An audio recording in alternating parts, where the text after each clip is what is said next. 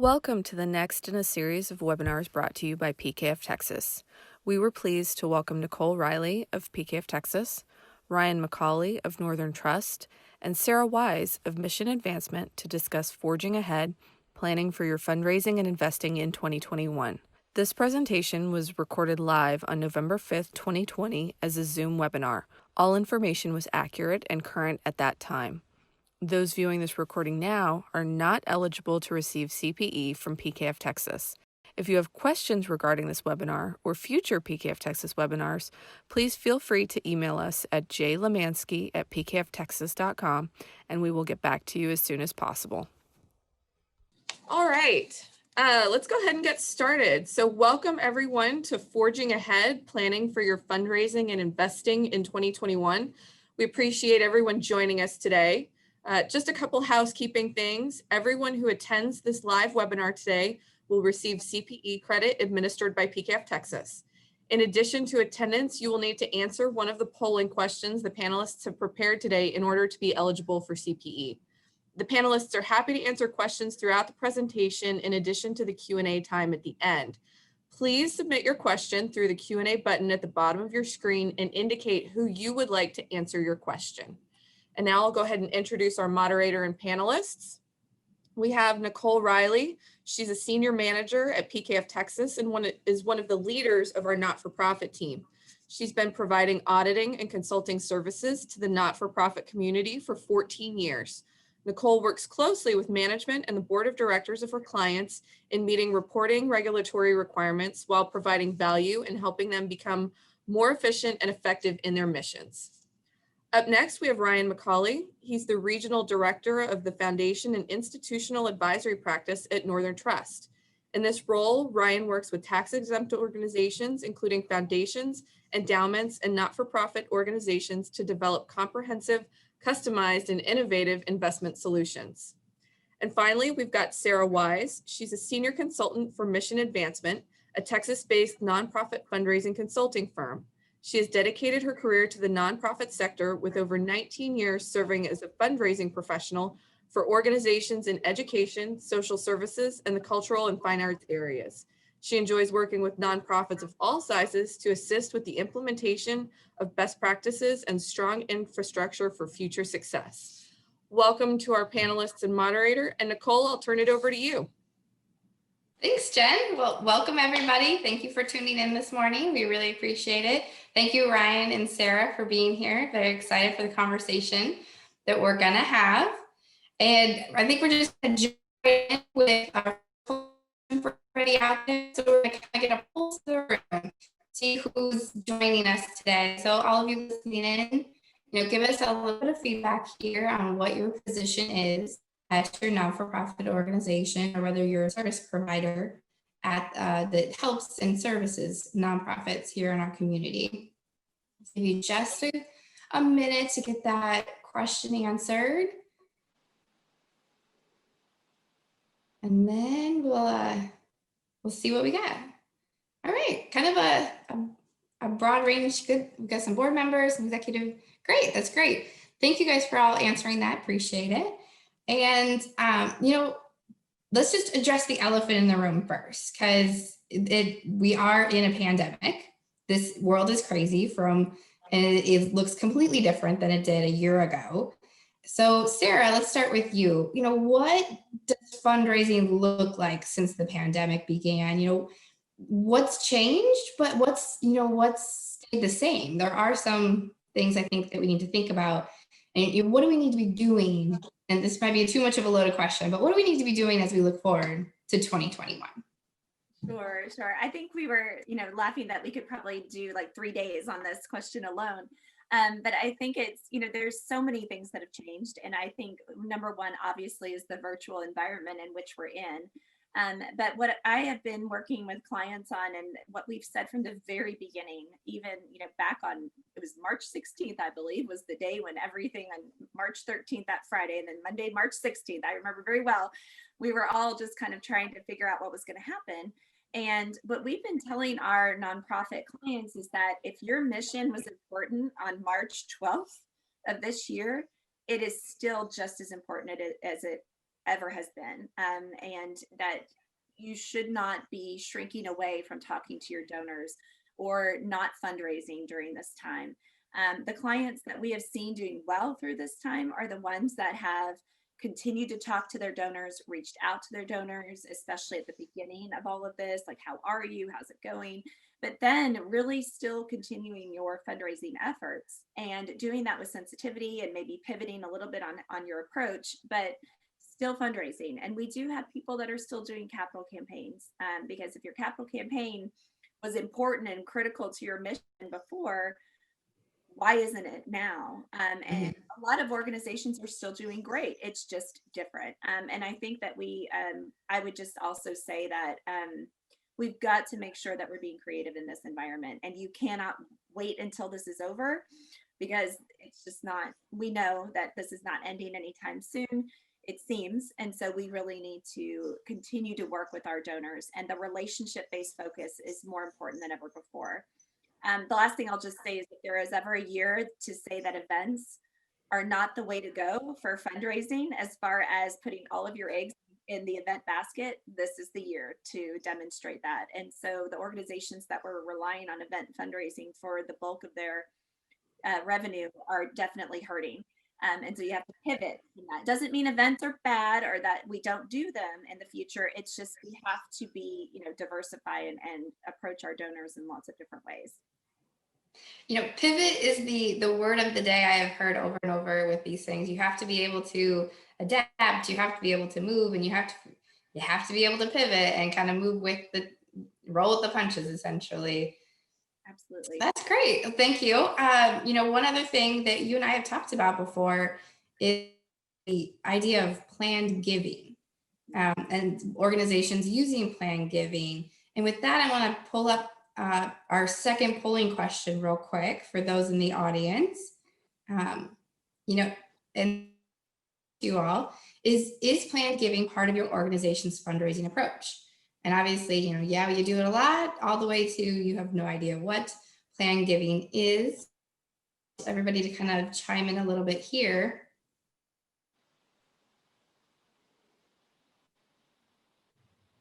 Give it just a second.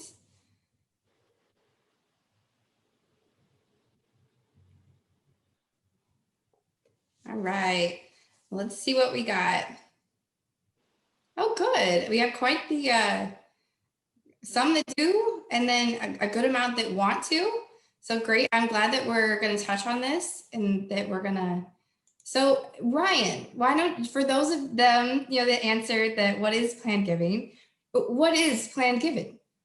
Yeah, Nicole, thank you. And that's a great question. And first of all, it's an honor to be on the panel with you and Sara. And secondly, when you kicked off by saying, let's address the elephant in the room, my first thought was, in 2020, which elephant? I feel like there's a lot of different elephants we should address.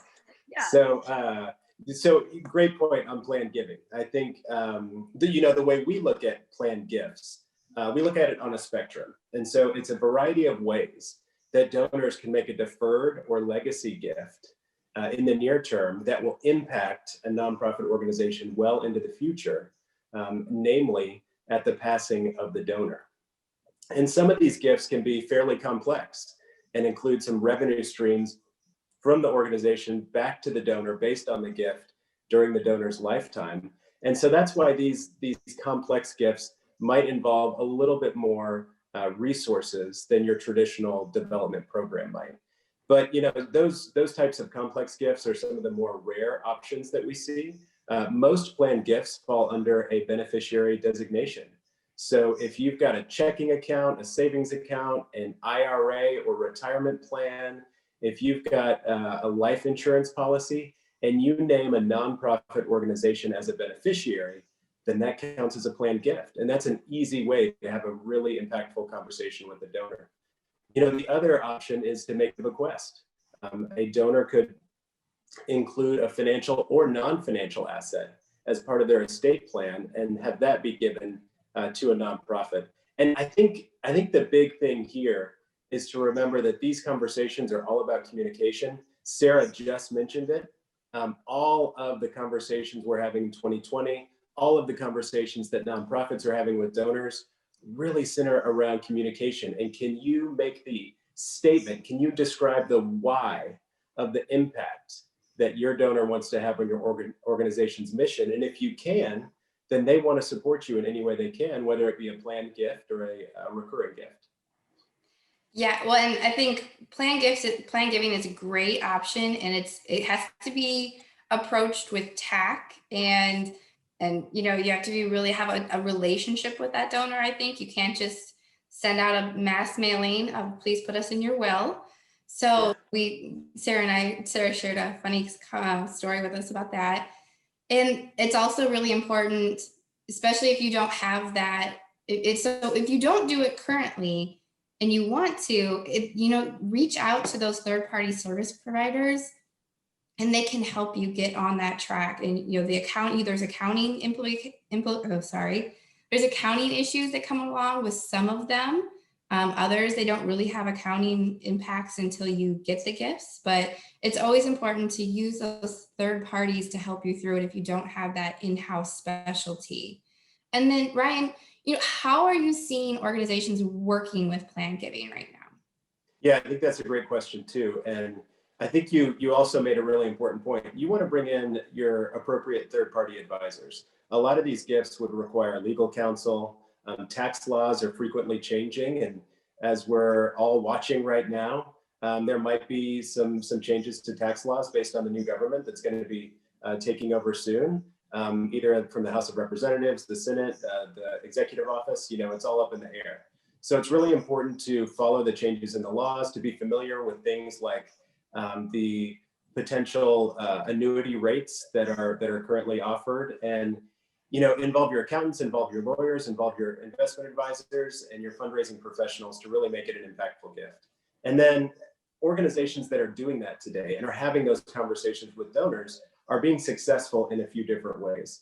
I think one of the most impactful ways that plan giving programs can get off the ground is by creating a society, a legacy society. So for donors who have made a bequest or made an impactful planned gift, you can create some kind of very tailored society based with levels of recognition for donors based on both the size of their gift, but call those different levels of recommendation something that's impactful to your organization. So a lot of different organizations do a great job of highlighting their mission and the impact they have on the community and recognizing donors at the same time. And I think the American Cancer Society provides us with a great example. They call theirs the Champion Society. And they've got a whole thousands of members in their Champion Society who have all made bequests and who are all included in mailings and updates and kind of a different level of communication than maybe the normal donor base might receive. So that's one way that we see a lot of communication and connection going out with donors who are already engaged, but maybe want to be engaged at a higher level. And one of the things, Nicole, if I go ahead, Sara. So one of the things, and I think it's so great, Ryan, like what you are talking about, and I just always encourage nonprofits, I see as fundraisers, because we are not finance people. A lot of people think we are. We're really good at getting the money in, and then we pass it over to accounting and finance people, right, to handle.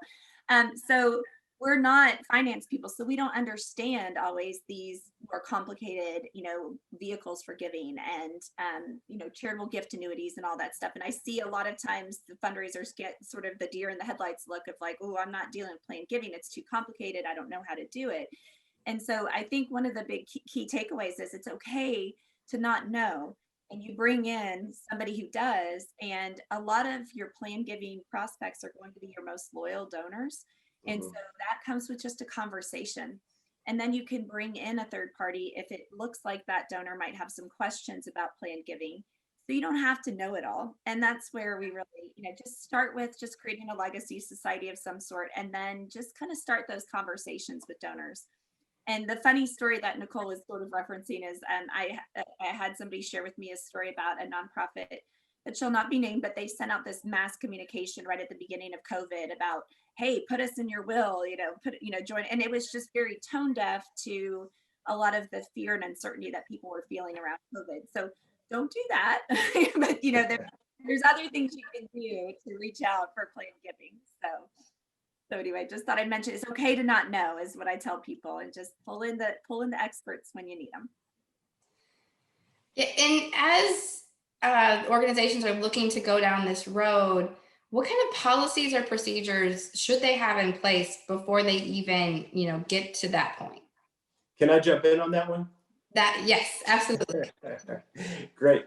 Yeah, because I think if you're going to be talking to donors about making impactful decisions, they are going to have lots of different ideas about what impact means to them. And so you want to put yourself and your organization in a position to be successful in that conversation and in that gift receipt. So we always advise for very, very descriptive gift acceptance policies to be in place. And the gift acceptance policy, back to the theme of communication, it's really there to provide a guideline for conversation with the donor. You want to be able to point to a policy and maybe even a gift acceptance committee when a donor comes to you with an idea, because you want to have positive, constructive conversations with donors. You never want to say no, right? We never want to say no to a donor, Right. But there might be an opportunity when they're trying to give you something that doesn't apply to your mission or comes with a restriction that would really make it difficult for you to fulfill your mission. So you want to make sure that the gift you're receiving makes your organization benefit, as well as makes the donor feel good about the gift that they made. And so a lot of times donors are giving gifts in kind, personal property, non-financial assets. Anybody can accept cash or marketable securities, but some people want to give art or books or whatever it is that's valuable to them that may or may not be valuable to the nonprofit. And I got a quick story on that one. We have a client who recently accepted a gift, a very, very meaningful gift of books from a donor. And thankfully, the books fit right in with the educational mission of the organization. And it was a great opportunity to point to the gift acceptance policy and say, thank you for this opportunity. This fits right in with our mission. All we need to do now is rent a U-Haul and get some smaller boxes to carry lots of books, because big boxes of books will literally break your back. Yes. But the idea that you're pointing to a policy and a procedure instead of looking at a donor and saying, I'm not sure if we can do that or not, let me get back to you, makes the discussion so much more impactful. Yeah, unfortunately, sometimes when donors, they mean well, but it could take more money to accept the gift than you'll get out of it, and more time and effort on your staff than can be worth it. And saying no is always so hard. So if you have a policy in hand that you can say, our policy doesn't allow for us to accept anything that's land, or if it, those kinds of things that they just don't specialize in and they don't have the time and resources. Or mission creep is another problem. If somebody wants to restrict a gift in such a way that really isn't your mission, it's so hard to say no, because you want to do things and you want to keep that relationship with your donors. But, it may be better to give that gift to an organization that already does that and is good at it, and you stay doing what your mission is and what you're good at. So. Well said. I think Did you have anything else to add, Sarah? I was just going to say, I think everybody has stories of things in closets that donors have given that, just kind of linger because they don't know what to do with it. So I think, if we can have those structures in place, it just makes our jobs as fundraisers so much easier and helps the donor feel good about trying to engage with the organization. A lot of times the donor really just wants to help. And so you have to educate, talk to them, communicate, really share how their support can best be utilized for the organization. So it is, sometimes you have to say no, and it's okay, and you can turn it into a positive conversation. Well, thank you. Well, and so the next topic I wanted to kind of jump into is more communication with donors. We've touched on it a little bit. And the pandemic has really made this more difficult. We can't do in-person events. We can't have the galas. We can't mix and mingle and have lunch with our donors like maybe we have in the past. And before we jump in, want to touch our next polling question here real quick. So for you in the audience, let us know, what do you find to be the most effective way to communicate your organization's impact to your donors? You know, what are you using and what do you find to be impactful and useful? You know, are you using social media, email blasts, monthly newsletters, in-person meetings, or phone calls? You know, what is it that you guys are doing that you think works the best, just from personal experience? We'll give it just a minute to for everybody to answer. I feel like we need like little game show music or like the TikTok. Yeah. All right. And I think that's plenty of time. Jen, we close that out. And okay, well, all across the board, relatively, although social media the lowest, that doesn't seem to be as impactful, but definitely in-person meetings and phone calls with donors is winning, which is good because I think that is one of the best. So Sara, we're going to kind of come back to you on this one. Can you share how nonprofits can communicate effectively to reach their donors? What are some insights that you can give us? Sure. It's all about relationships. And you're going to hear that a lot from me this hour. But it's all about relationships and sharing, you know, with personal stories, the impact of your work. I think, and I actually literally was just having this conversation with a client right before this. I had an 8 a.m. call and we were talking about things, and they were talking about their end of year strategy, both on a mass appeal, but also with their top donors. And we were kind of talking about how are we communicating the organization. And a lot of people focus first on the need and what they do, but they don't go over to the impact, and they're not sharing the impact of their work. And that, I think, is a huge mistake, because donors want to see impact, they want to see positive change, and they want to be part of something that's going well. So the scarcity complex, and there is a scarcity complex, especially with human services, social services organizations, where they feel like they have to just approach donors with like, you know, help us, you know, we need money, you know, that kind of thing. And it's like, we really have to be careful about how we talk to donors, because donors want to give to something that's successful, that they feel their money is going to be going to good work, and that you're going to utilize it well. And then they want to see the impact, and they want to know how their money was used. And so a lot of organizations are focused on the front end so much, they aren't communicating about the back. Has your gift been used? And you can do that on all the different levels, from the top donors and more personal communication to more mass communication with a stewardship email or whatever it might be. So you can do that on all levels with your donors. But the important thing to come away with this is please share your impact and share what you're doing, share the success. And stories, of course, are where it all, you know, is that emotional, you know, impact. So I think having the metrics and having the impact numbers, but also having those stories is absolutely critical to reaching your donors and really sharing with what's going on with your organization.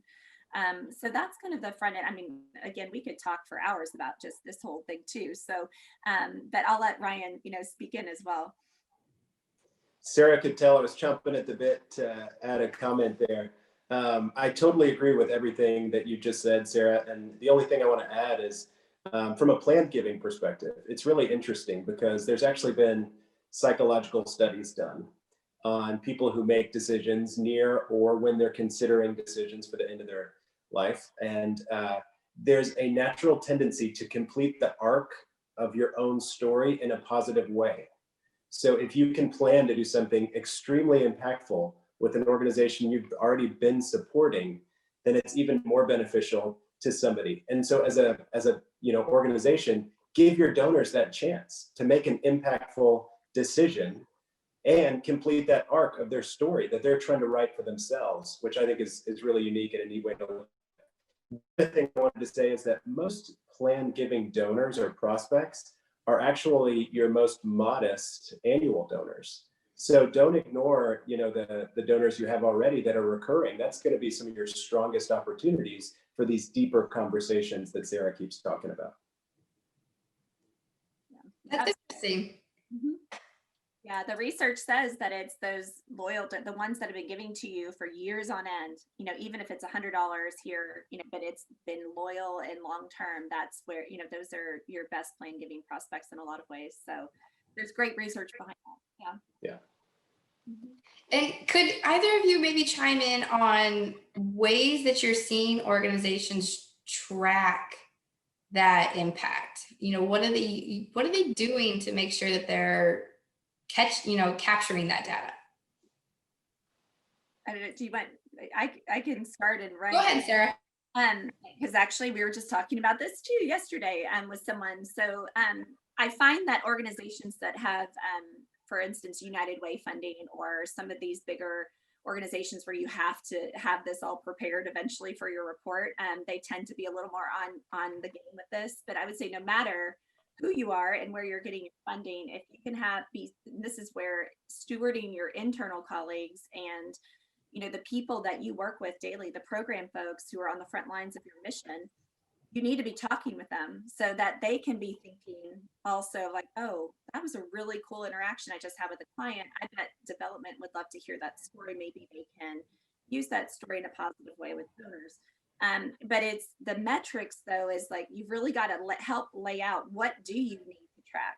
And to come together as an organization and say, what are the areas that we need to track and be able to speak to that our funders need to understand and see. And so oftentimes that's a good conversation to have internally.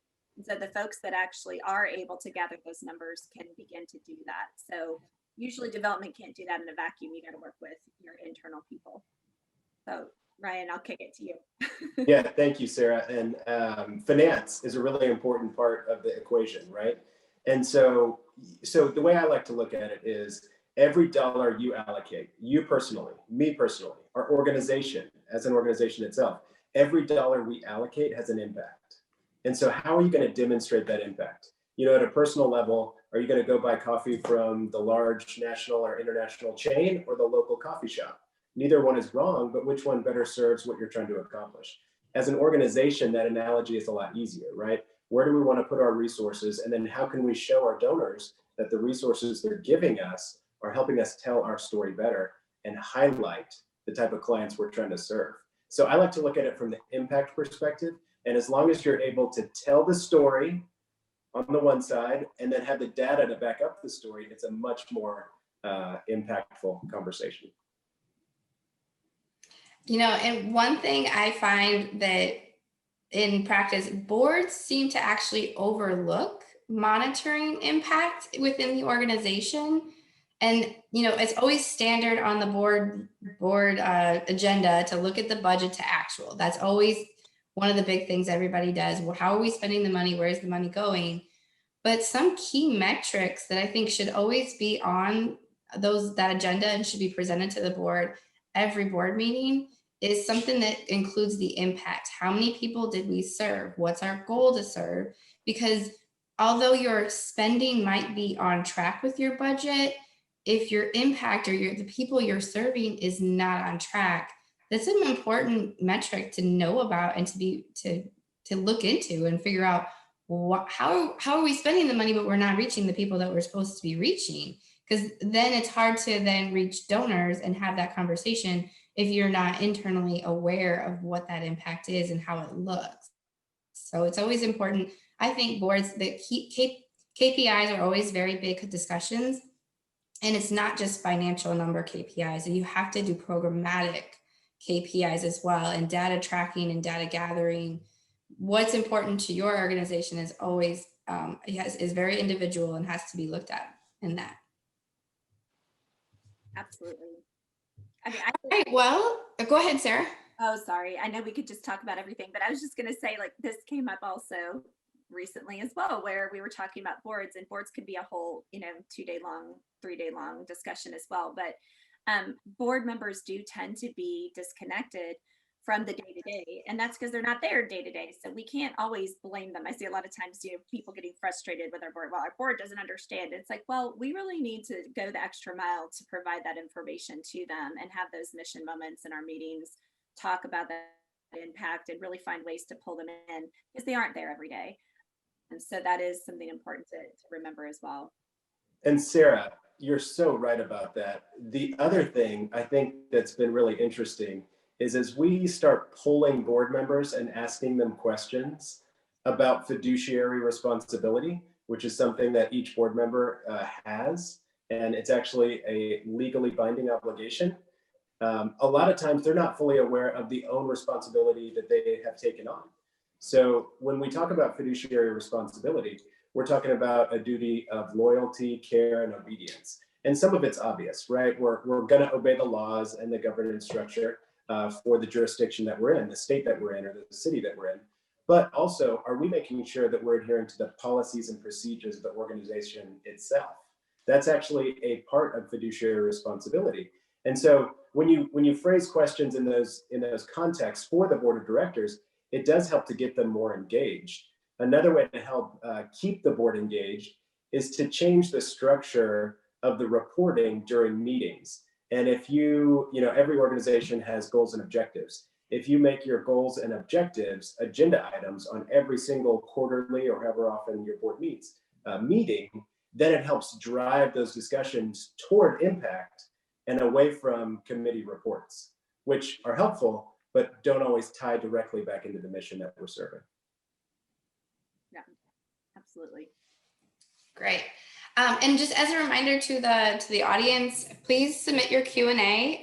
We are going to do a little bit of Q&A at the end, and we'll address some of those questions that you have. So please submit them into the question and answer option and if you want to direct them to a specific person, that's great too. Or to the whole panel is also a great option. All right, well, we've kind of talked about different ways to fundraise, reaching out to donors. Now let's talk a little bit about what happens when the money's coming in. So we've actually been raising funds.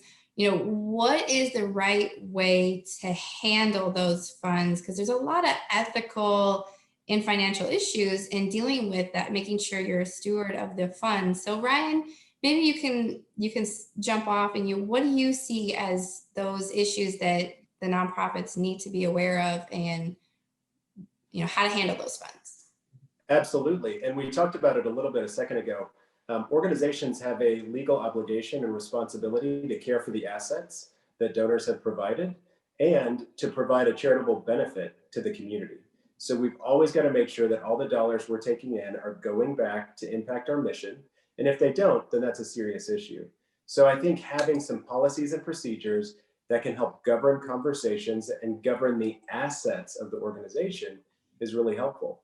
We recommend that every group have an investment policy statement.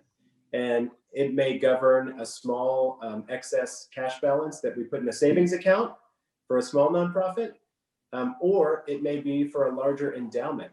But every investment policy has to cover some basic items just to guide the procedures for the board members and staff alike. Because what we find is a lot of nonprofit organizations get into trouble or have some kind of issue when there is staff or board turnover. And along with staff and board turnover come differences of opinion. And having a policy in place that guides things like risk tolerance, time horizon, liquidity requirements, asset allocation is really helpful. And I can give you guys some examples.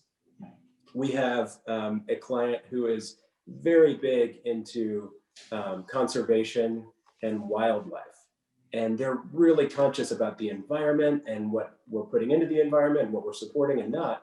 And so they're very, very, very focused on having a portfolio invested in companies that are also thinking along the same lines. So they don't want fossil fuels in their portfolio. And it doesn't matter if fossil fuels are some of the best performing stocks, right? It doesn't matter. What we have to make sure of is that the mission of the organization is actually reflected through the decisions they make with the assets they have that's under their care. So I think investment policy statements are a great way to start the conversation and continue the continuity for the organization over successive boards or staff members. I've heard more and more of the investing with that social impact and consciousness of making sure that what your mission is reflected in your investment portfolio. It's becoming more conversation about it, and that it can be successful and provide strong returns for the organizations as well. Because sometimes it's been looked at as not as competitive, doesn't give the returns that a normal portfolio would. So it's great to hear. I know that you could probably talk for days on that topic alone, because I've listened to webinars myself on that. Could you tell that I'm now sitting up and I'm ready to discuss that point? Look, at a really high level, I'll just say that the data shows what you're arguing, which makes a lot of sense. Organizations that spend a lot of time on good governance, on compliance, and on their impact in their community that they serve are going to perform better over the long run because they have a very focused management team that's very disciplined. And you would expect focused management teams with a lot of discipline that are running companies to perform well over time. And now we're starting to see data back that up. Yeah. And I would just add, from the fundraising perspective, as a fundraiser, there are so many issues around ethical issues and social responsibility. So the same goes for your investment portfolio, the same goes for donors. So we have a lot of organizations in your gift acceptance policies or in your development policies talking about what organizations or folks will you not accept money from connected to your mission.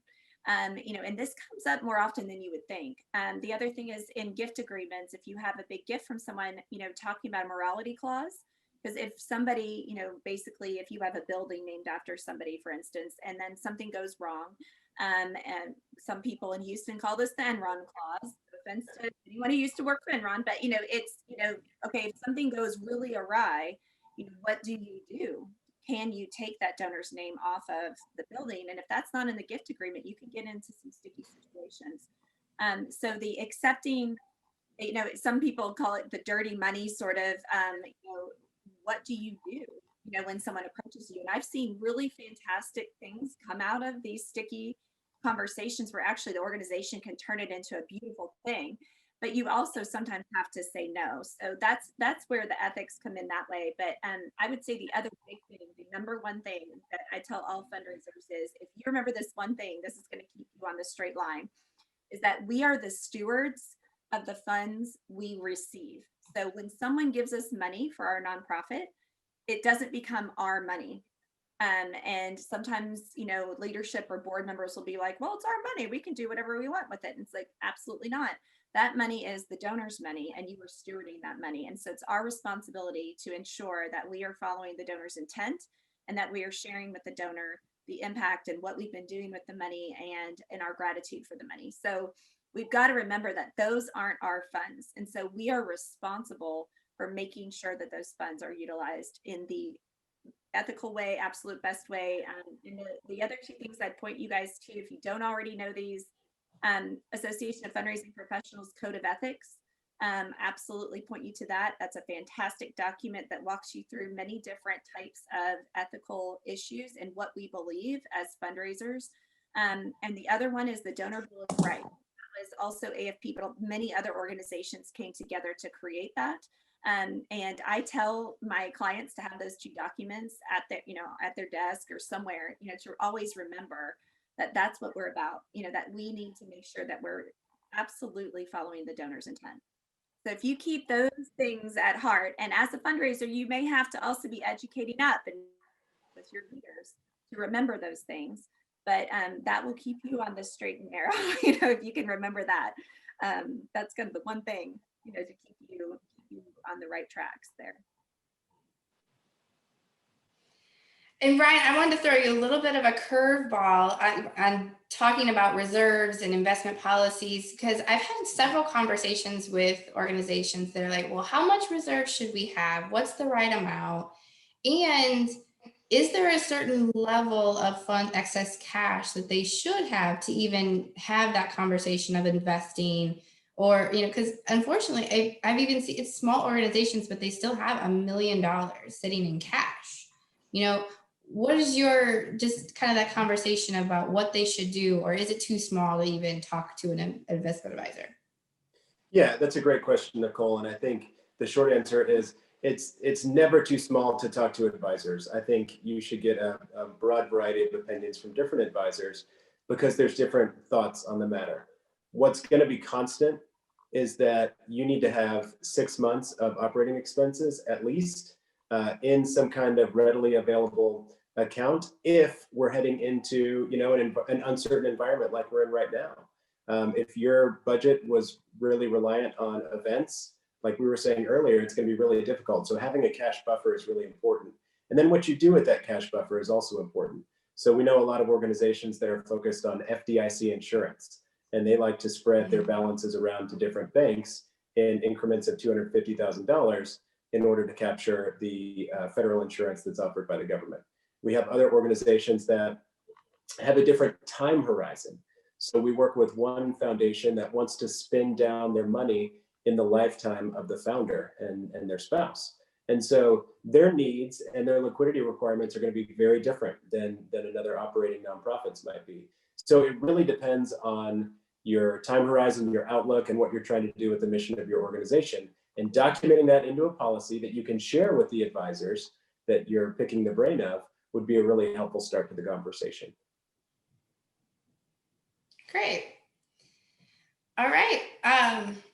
One of the other, so before we're getting down to the wire a little bit on what we have prepared, but we do have one last polling question. If you want to pull that up, Jen.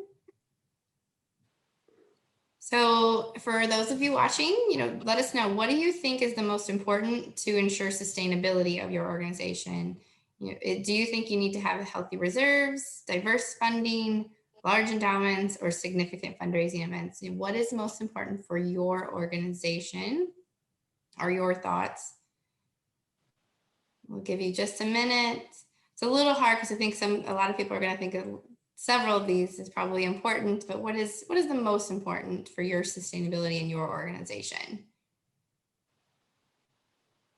Give it, all right.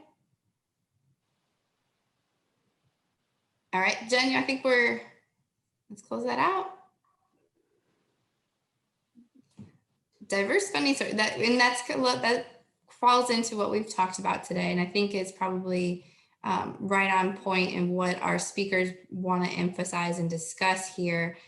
Because our next topic here is talking about, as we move forward, what should nonprofits know to be healthy and sustainable? What are some of their thoughts? And this is for both of you. So let's start off with Sara and kind of give us your thoughts.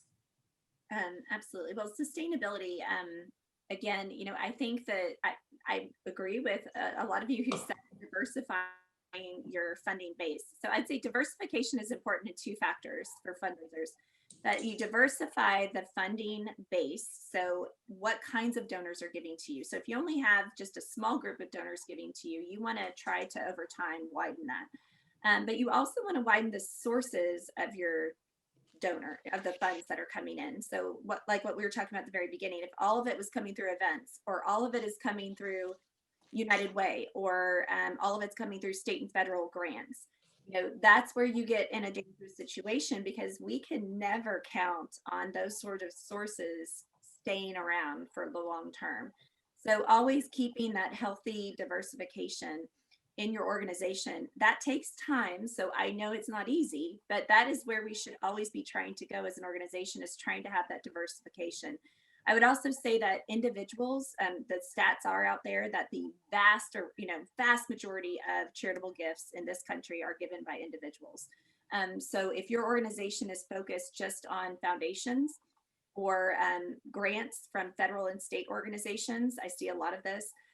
That's fine to keep that going, but you definitely want to make sure you start to work on individuals. And foundations and corporations are fantastic as well, but you just need to just diversify. You never want like a huge chunk of your revenue counting on one source, because that's where you get in the danger zone. So that would be just, kind of my takeaway as far as sustainability. Reserves are fantastic as well. And I do get questions of like, oh, well, we've had too much reserves. Don't donors look badly on that? And that's no, donors want to see that you have a sustainable business. And I remind folks that nonprofit is a tax designation, not a business strategy. Right? We don't not want to make money. We want to make money. We want to have a strong business. So like Ryan was saying, like you want to show people that you are running a good business. And so that is something you really have to take back to your boards. I see board members check their business knowledge at the door when they come into a nonprofit board meeting and expect nonprofits to run on zero resources and nothing. And it's, again, we're a business. So we do need to run in a proper way. So again, you can tell I get really passionate about this, but I will throw it over to Ryan for his input. Yeah, Sarah, love that passion. I wrote that down actually, because I love the way you talk about nonprofit not being a business strategy, just being a tax designation. And it's so true. I think that is also being stretched. We see a lot of organizations who are involved in potential revenue generation opportunities. And some of those are taxable opportunities, some of those are not. And I think what's interesting about it is, from a business model standpoint, it increases your diversification of revenue streams, which obviously lowers your risk. And you might have different opportunities for funding that you didn't have before. We've seen a lot of work from a lot of grant makers looking for not only impact, but also a financial return. And some of these are low or no interest rate loans that they're willing to make. Some of these are straight out payments for services that nonprofits are providing. I'll give a couple examples.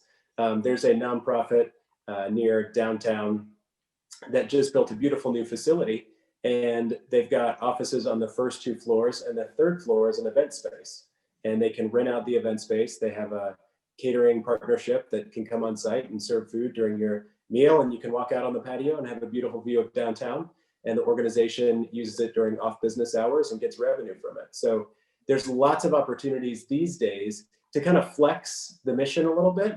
And I shouldn't say flex the mission. What I should say is flex the revenue streams a little bit and maintain the diversity you need to be sustainable, so that you can always move toward your mission.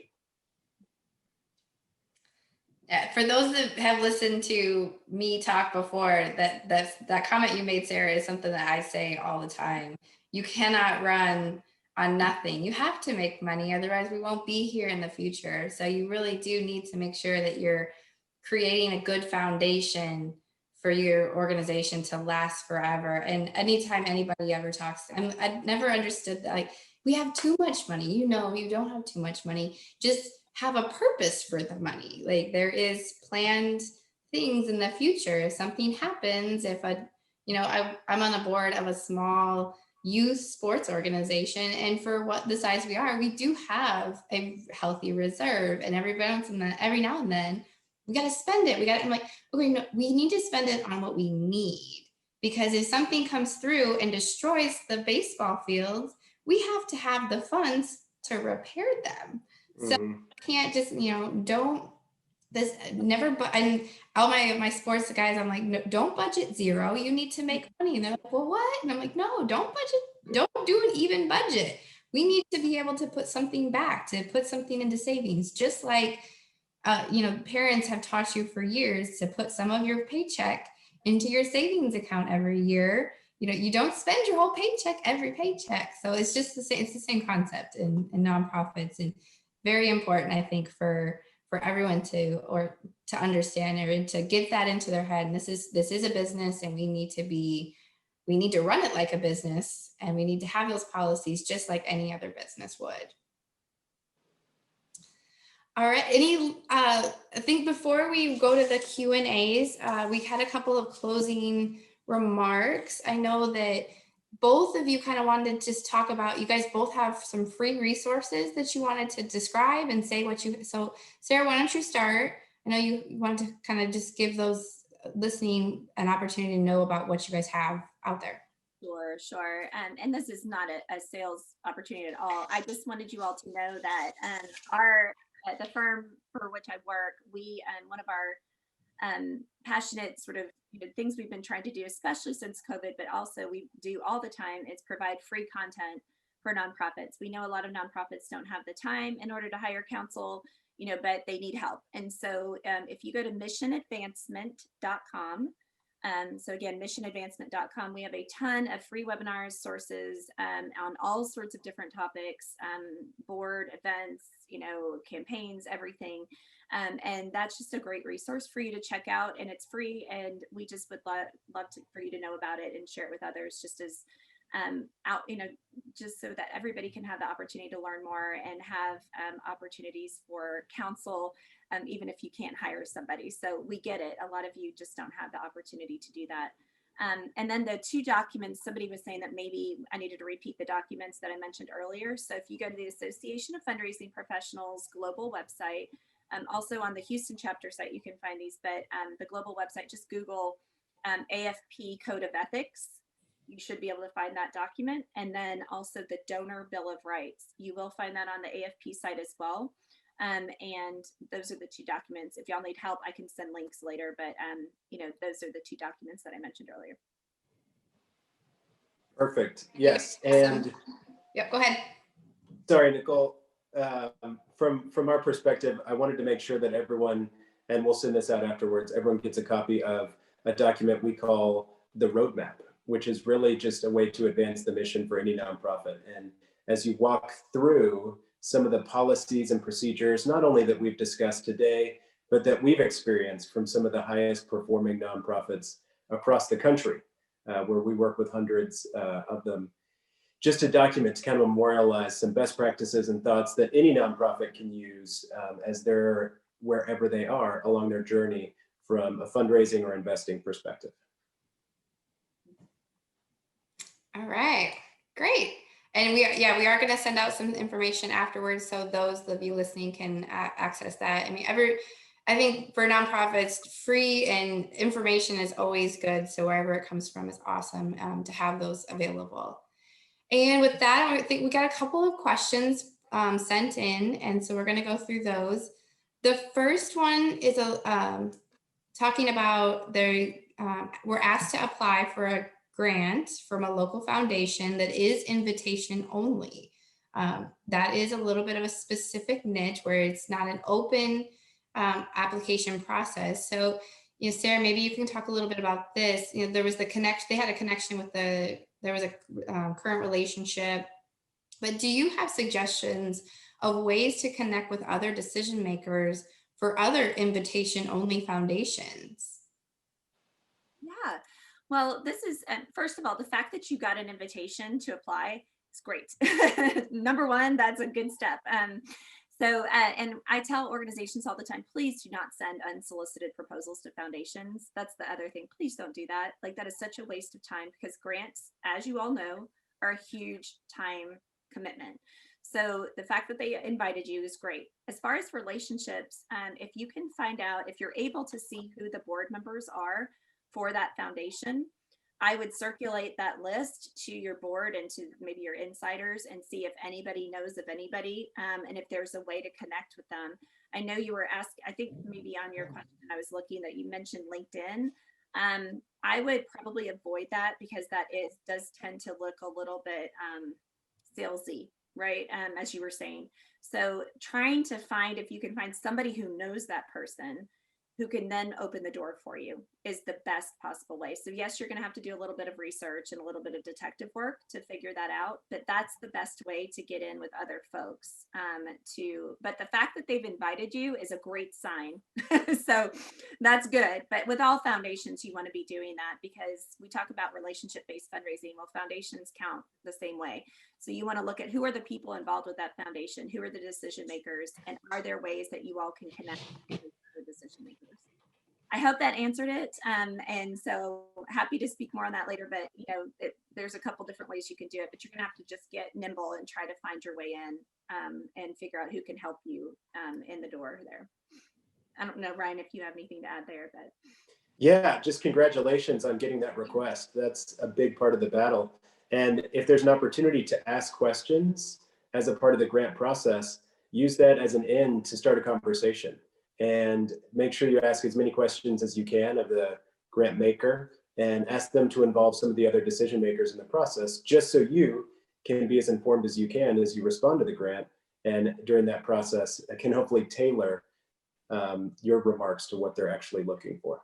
But congrats. For some reason, I think a lot of development officers are scared of picking up the phone and calling a foundation. I don't know why, but there is that sort of like, oh, I don't want to bother them. And actually, I've talked to so many foundation people, like, please call me, you know, so I can tell you how to frame this proposal. You know, a lot of times they want to help you, And they'll also give you guidance. So, give you guidance on how to frame it, or this is kind of what they like to see, or don't do this or do this. A lot of them are really helpful. So don't be afraid to pick up the phone, as Ryan said, and start that conversation. So I see that all the time for some reason. Don't be scared. They're nice people most of the time. We've become such an electronic world that everybody's used to doing emails and shooting off LinkedIn stuff. Like phone calls and in-person stuff still means a lot, or handwritten notes, thank yous. Those are very meaningful in this world that we're in. So picking up the phone, it does seem to be more of a challenge now, but definitely important. All right, well, we had another question for Sara. How often are you seeing nonprofits have a finance specialist on the board? Yes, we see this a lot. First of all, I would love to promote just the idea of having some sort of board matrix that your governance or your executive committee, whoever's in charge of looking at what kind of board members are we looking for, that be a year-long process, not just a month before you're supposed to pick new board members, but that you have a matrix of demographics that are important to you as an organization, whether it's age, gender, race, ethnicity, and then also skill sets and background.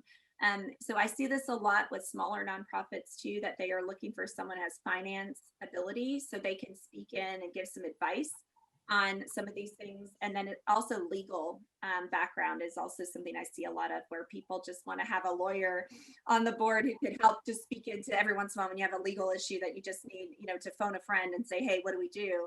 So I see those two a lot, but you also want to make sure that you don't use and abuse them as free help, right? So you want to make sure that you're utilizing their skills and talents in the right way, but you're also getting them on board because they love your mission. So if they don't love your mission, please do not ask them to join your board. They need to have both of those. So I see that a lot. I don't know, Ryan, if you see that, but definitely. Yes, Sara, I would just add that to your point about the matrix, diversity is probably one of the most important things in our world today and for nonprofit organizations today. And so if your nonprofit is serving a specific clientele or a group of individuals, try and get your organization's leadership from a board perspective to reflect that. And sometimes that means diversity in a lot of different ways. And diversity doesn't just mean race and ethnicity. It can also mean a background of skill sets. It can mean a background of geographies, of age. So there's a lot of different ways to slice and dice it, but the matrix is a great way to keep track of it and be thoughtful as you're approaching new members and being strategic instead of being reactive. Great. Well, I want to say thank you both for being part of our panel today. I think you provided an amazing amount of information. It was great to chat with you and have this conversation. We're out of questions and we're pretty much out of time. So thank you again for being here, and thank you all for listening in today. We appreciate your time to listen in, and we wanted to help you provide this information. So thank you, and everybody have a great day and enjoy the rest of your day. Thank you so much. It's been a pleasure. Thanks, Nicole. I do have one more housekeeping thing. Sorry, kind of the voice of PKF Texas coming in here. CPE certificates will be sent by email to all the attendees within 2 weeks. If you attended via phone email only, please send an email to jlemansky@pkftexas.com indicating that you'd like to receive CPE credit for the webinar. As they mentioned, we will be sending out a link to the recording of this webinar, as well as the resources that Ryan and Sara mentioned in a follow-up email. So again, you guys did a fantastic job. Thank you so much. And I think that's it for today. Thank you. Thank you.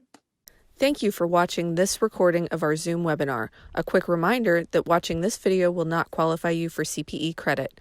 For more information about PKF Texas's upcoming webinars, contact jlemansky@pkftexas.com and stay tuned for future topics.